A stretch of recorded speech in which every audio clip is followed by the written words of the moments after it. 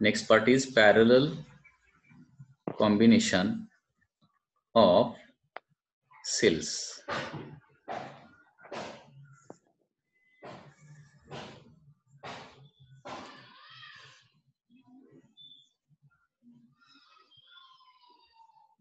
Parallel combination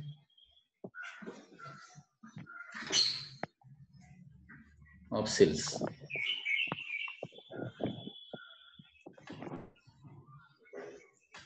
Okay, आता parallel combination of cell म्हणजे काय? When number of cells are connected between two common points. लक्षात घ्या, पॅरल म्हणजे की पॅरल म्हटलं की दोन कॉमन पॉइंटच्या मध्ये यायला पाहिजे.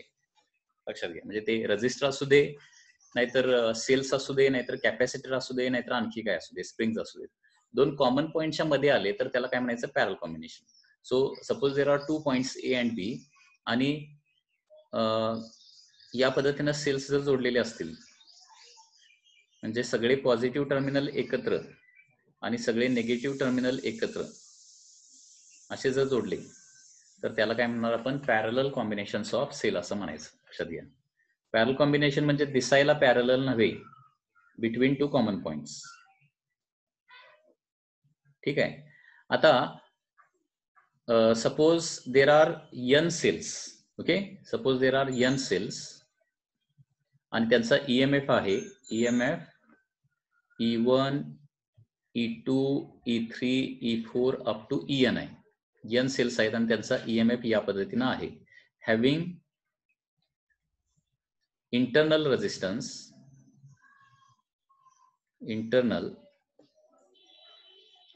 रेजिस्टन्स का आहे R1 R2 R3 and so on आहे. ठीक आहे. तर सगळ्यात याचा पहिला इम्पॉर्टंट फॉर्म्युला जो आहे तो जो तुम्हाला फॉर्म्युला पाठ करावा लागेल. तर रिझल्टंट EMF किती येणार याचा एक फॉर्म्युला आहे. ओके, आणि हा फॉर्म्युला काय बघा, हा फॉर्म्युला आहे that is E equivalent. Okay, म्हणजे हे सगळे जे सेल्स आहेत E1 E2 E3 up to En या सगळ्यांचा मिळून एक काय होणार आहे? इक्विव्हॅलंट EMF तयार होणार आहे. तर त्याचा फॉर्म्युला काय बघा, E equivalent divided by R equivalent is equal to E1 by R1 plus E2 by R2 या पद्धतीनं फॉर्म्युला आहे, plus E3 by R3 up to हे काय होणार आहे? En divided by Rn. हा फॉर्म्युला पाठ करायचा आहे, इम्पॉर्टंट फॉर्म्युला आहे for the parallel combination of the cell. Okay, so अनेक सेल्स आपण जर पॅरलल कॉम्बिनेशन मध्ये जोडले, लक्षात येत आहे, तर इक्विव्हॅलंट EMF चा फॉर्म्युला जो येणार आहे तो काय येणार आहे? या पद्धतीने येणार. That is E equivalent divided by R equivalent is equal to E1 by R1 plus E2 by R2 and so on. आणि आता या फॉर्म्युलामध्ये R इक्विव्हॅलंट आपल्याला लागणार आहे. तर R इक्विव्हॅलंट किती येणार बघा? R इक्विव्हॅलंट म्हणजे आता हे सगळे आता हे स्मॉल r म्हणजे काय? इंटरनल रेजिस्टन्स आहे. इंटरनल रेजिस्टन्स सगळे कसे येणार आहेत? इथं सेल्स पॅरल मध्ये असतील तर सगळे इंटरनल रेजिस्टन्स देखील काय येणार आहेत? पॅरल मध्येच येणार. लक्षात येते. And therefore 1 divided by R equivalent is equal to 1 by R1 plus 1 by R2 up to काय येणार आहे? 1 बाय Rn येणार. याचा एक क्वेश्चन बघूया म्हणजे तुम्हाला लक्षात येईल. क्वेश्चन काय बघा, देर आर टू सेल्स. पहिला सेल आहे that is of 6 volt and 1 ohm internal resistance. And second cell बघा, प्रॉब्लेम किती इझी आहे लक्षात घ्या.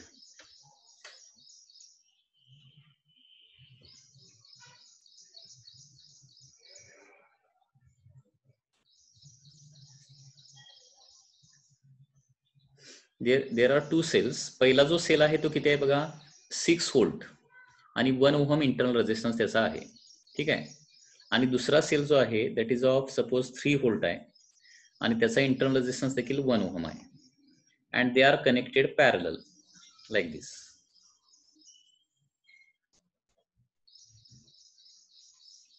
ओके, आणि हे जे कॉम्बिनेशन आहे ते काय केलेलं आहे? एका एक्सटर्नल रेजिस्टन्सला जोडलेलं आहे. And this external resistance is of 10 ohm. External resistance किती आहे? 10 ओहमचा आहे. तर क्वेश्चन काय आहे? What is the current through 10 ohm resistance? How much is the current through 10 ohm resistance, म्हणजे 10 ओहम रेझिस्टन्स मधून किती करंट पास होणार.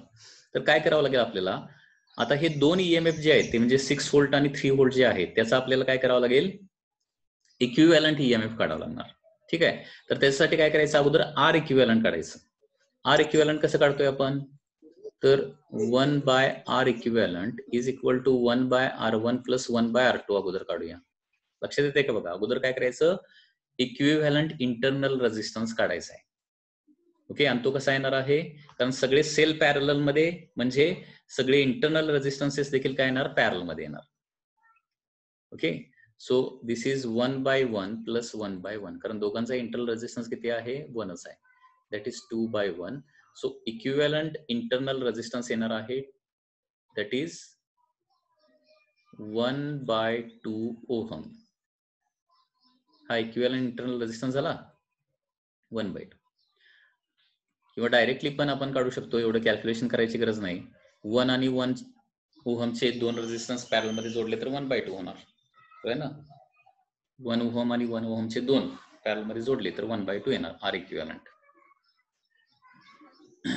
आता ई इक्विव्हॅलंट काढूया. आता ई इक्विव्हॅलंटचा फॉर्म्युला काय बघा, E equivalent divided by R equivalent किती आलाय, 1 by 2 is equal to E1 by R1 म्हणजे 6 bye 1 plus E2 by R2 म्हणजे 3 बाय 1 म्हणजे काय येणार आहे, हे 9 येणार. Okay, so therefore equivalent EMF इथे येणार आहे 9 इंटू 1 बाय 2 म्हणजे इक्विव्हॅलंट येतो 4.5 व्होल्ट येणार. Okay, so it is 4.5 volt. मग आता बघा, या दोन बॅटरी ऐवजी एकच बॅटरी मी इथं काढू शकतो. बघा आता काय करायचं, हे सर्किट सिम्प्लिफाईड करायचं आहे. सिम्प्लिफाईड कसं होणार बघा, दोन बॅटरीची मी काय करणार आहे, आता एकच बॅटरी ड्रॉ करणार आहे आणि एकच इंटरनल रेझिस्टन्स काढणार आहे आणि तो काय करणार आहे, एक्सटर्नल रेझिस्टन्सला जोडणार आहे. आता इथे व्हॅल्यू किती किती या सर्किटमध्ये द्यावे लागतील बघा. हा सेल जो आहे तो किती लिहिणार मी, 4.5 व्होल्टचा लिहिणार आणि इंटरनल रेझिस्टन्स किती लिहिणार, 1 बाय 2 ओहम लिहिणार. म्हणजे दोन बॅटरी जे आहे त्यात 6 व्होल्ट आणि 3 व्होल्टचं 4.5 व्होल्ट होणार आणि 1 ओहम आणि 1 ओहमचं हाफ ओहम होणार and it is connected to as it is 10 ohm. आता मग हे सर्किट सिंपल झालं. मग आता करंट थ्रू द सर्किट किती येणार बघा,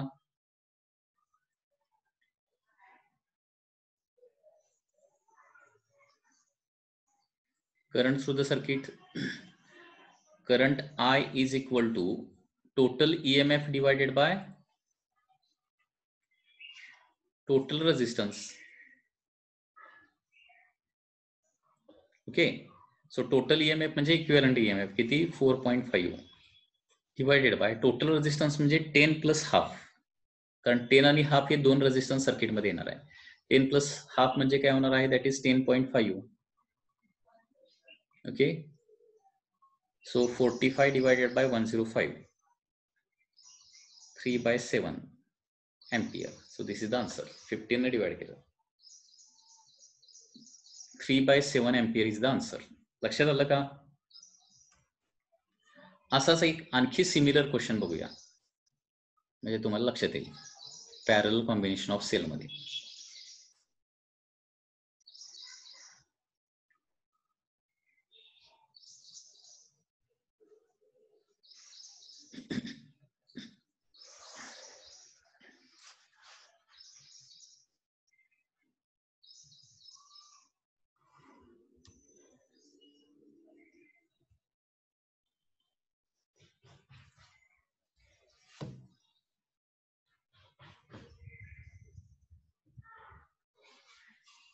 नेक्स्ट बघा आता,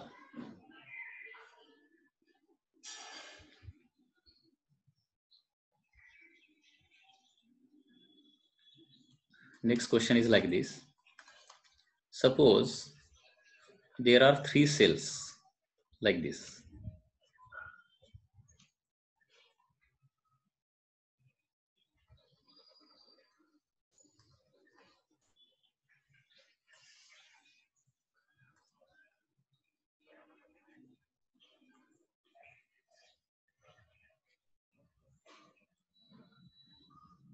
हे बघा 3 सेल्स आहेत. This is of 9 volt, this is of 6 volt and this is of 3 volt. थोडं व्हॅल्यू चेंज करतो. 9 व्होल्ट, ठीक आहे, 6 व्होल्ट आणि 4 व्होल्ट असे 3 सेल्स आहेत.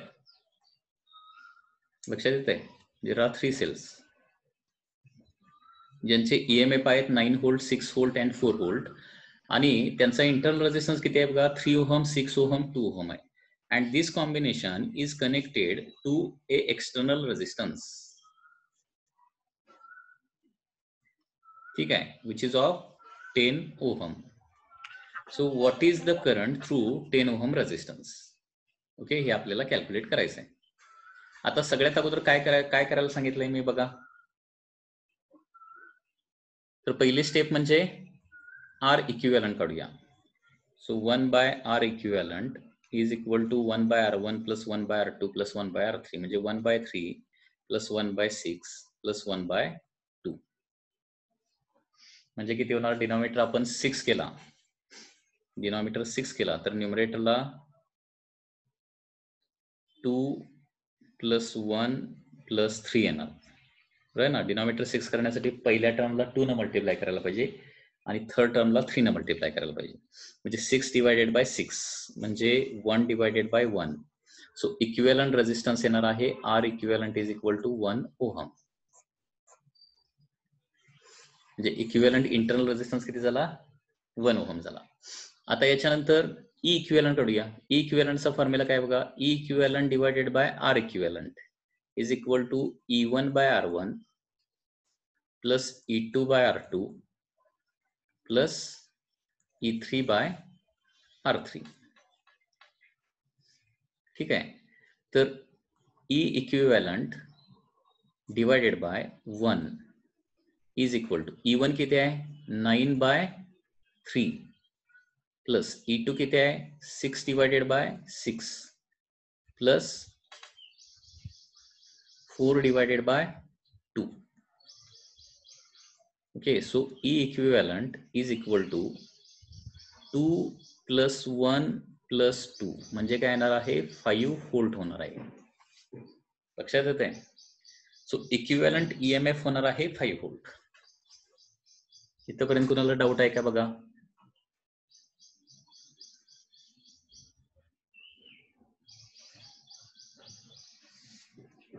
सॉरी, 9/3 म्हणजे काय येणार आहे? इथं 3 येणार ना.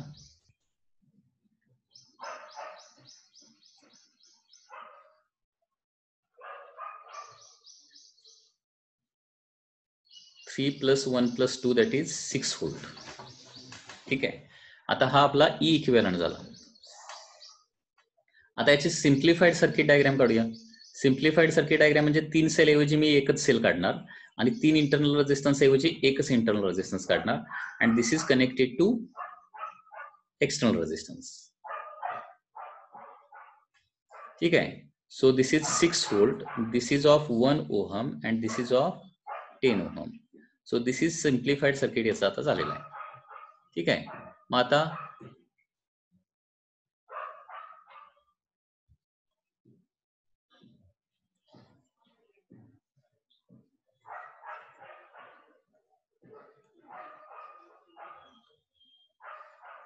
काय होणार बघा इथं. So current I is equal to total EMF divided by total resistance. So current is equal to total EMF किती होणार आहे? That is 6. रेजिस्टन्स किती होणार आहे? 11. सो आन्सर येणार आहे current is equal to 6/11 ampere. Okay, so that is your answer.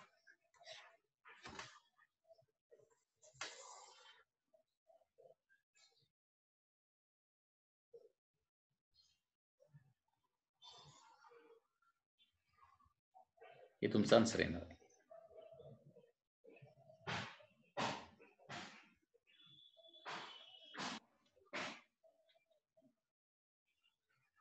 Six by 11.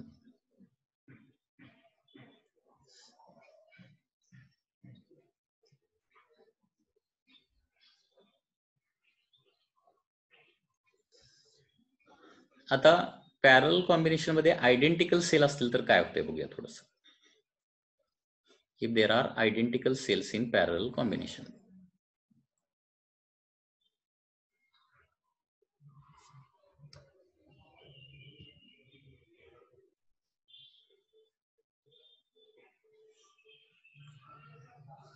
Okay, n identical cells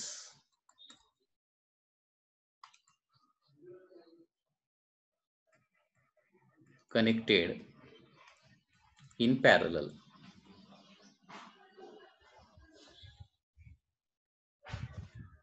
identical म्हणजे काय, सगळ्यांचा ईएमएफ देखील ई असणार आणि सगळ्यांचा इंटरनल रेजिस्टन्स देखील काय असणार आहे, सेमच, स्मॉल आर असणार आहे.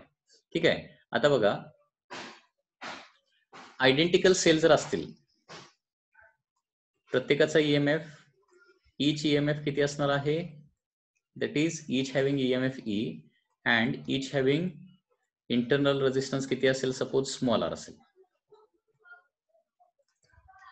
इंटरनल रेजिस्टन्स काय असेल, स्मॉल आर असेल. ठीक आहे. तर मला सांगा टोटल इंटरनल रेजिस्टन्स किती होणार या केसमध्ये मग. देअरफॉर टोटल इंटरनल रेजिस्टन्स किती होणार सांगा.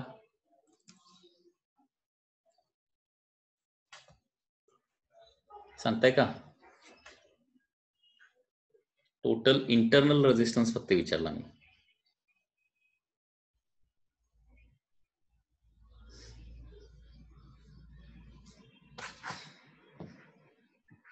Total internal resistance R by N. लक्षात येते ना, आर बाय एन येणार, कारण का सगळे आर जे आहे ते पॅरल मध्ये आहेत आणि पॅरल मध्ये असेल तर काय होतो, equivalent resistance R by n होतो. ठीक आहे. आणि देअरफॉर आता टोटल ईएमएफ काढण्यासाठी किंवा इक्विव्हॅलंट ईएमएफ काढण्यासाठी हा फॉर्म्युला वापरूया, that is E equivalent divided by R equivalent is equal to formula बघा, E1 by R1 plus E2 by R2. असं कुठंपर्यंत होणार आहे, up to EN by RN होणार. म्हणजे आता E equivalent divided by R equivalent म्हणजे काय होणार आहे, R by n is equal to E by R plus E by R. असं सगळ्या टर्म येणार, E by R plus E by R plus E by R. हे कारण सगळ्या टर्म जे आहेत ते काय आहेत, सेमच आहेत. So n E by R होणार आहे. ठीक आहे. सो देअरफॉर ई इक्विव्हॅलंटचा फॉर्म्युला काय येतो बघा, n E by R into R by n. म्हणजे हे n n cancel, R R cancel, E equivalent किती होतो, ई एवढाच होतो. म्हणजे पॅरल कॉम्बिनेशन मध्ये ईएमएफ वाढत नाही, लक्षात घ्या. पॅरल कॉम्बिनेशन मध्ये, ओके, पॅरल कॉम्बिनेशन मध्ये ईएमएफ वाढत नाही.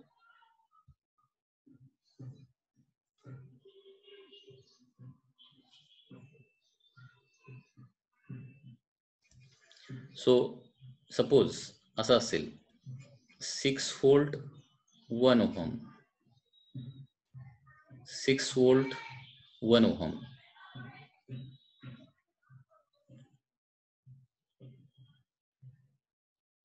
जर असे अनेक सेल्स पॅरल मध्ये असतील,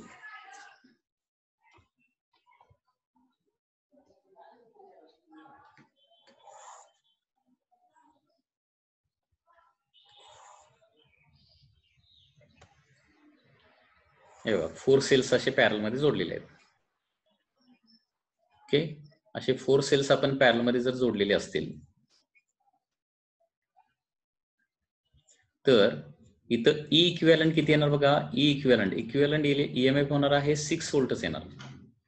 ठीक आहे. म्हणजे सगळे आयडेंटिकल सेल असतील तर इक्विव्हॅलंट ईएमएफ प्रत्येक एकाचा जेवढा आहे तेवढा सगळ्याचा मिळून होतोय. आणि इक्विव्हॅलंट रेजिस्टन्स मात्र किती होणार, 1/4 ओहम होणार. ठीक आहे. आता हे आयडेंटिकल सेलचं कॉम्बिनेशन एक्सटर्नल रेजिस्टन्सला आपण जोडलं तर काय होणार? हे बघा,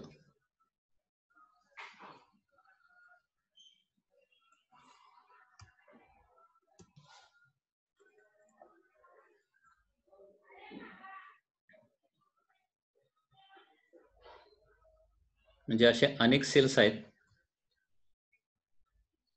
EMF E, internal resistance R, okay, असे अनेक जे आहेत ते N जे आहेत, N असे पॅरल मध्ये जोडलेले आहेत.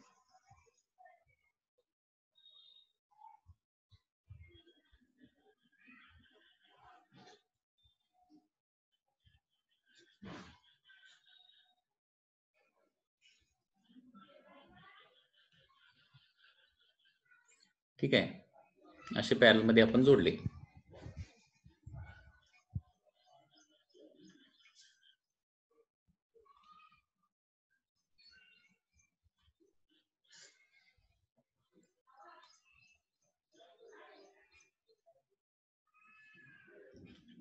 तर इथं आपण आताच बघितलं की E इक्विव्हॅलंट किती होतो? E इतकाच होतो. R इक्विव्हॅलंट किती होणार आहे? स्मॉल r बाय n होणार. Okay, and therefore current in the circuit आता किती होणार बघा.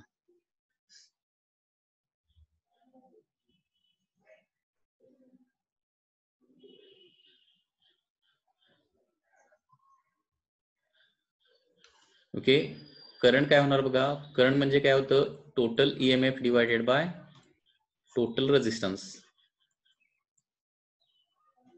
Okay, so therefore I is equal to total EMF किती होणार आहे? E एवढाच होणार, आणि total resistance capital R plus R by n होणार. Capital R plus R by n या पद्धतीने येणार आहे.